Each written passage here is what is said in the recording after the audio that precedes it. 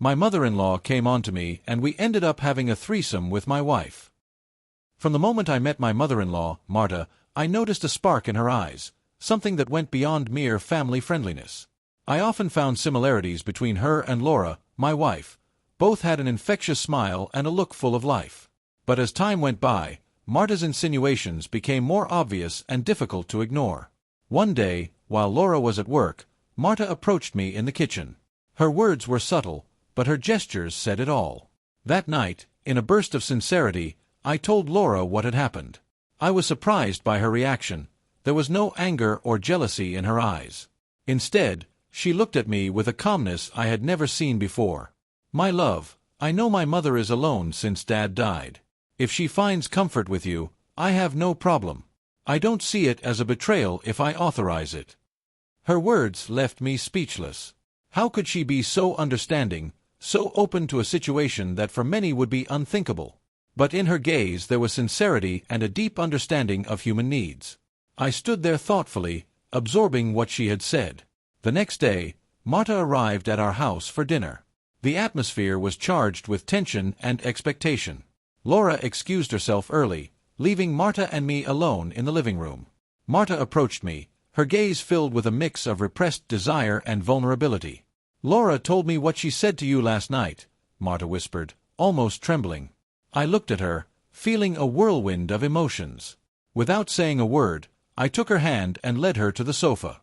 The camaraderie and complicity between Laura and Marta made the atmosphere feel almost natural, although charged with a unique tension. The night progressed with a mix of caresses and whispers, each movement charged with a tension built up over months. Marta, with her experience and repressed desire, gave herself to me with a passion that surprised me. We moved to the bedroom, where the atmosphere was filled with a palpable electricity. Marta looked at me with a mixture of desire and longing, and in that instant I knew that this experience would be unforgettable.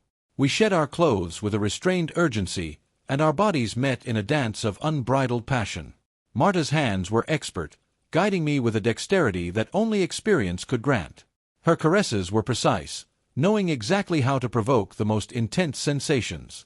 Our bodies moved in unison, each movement synchronized in a frenetic rhythm.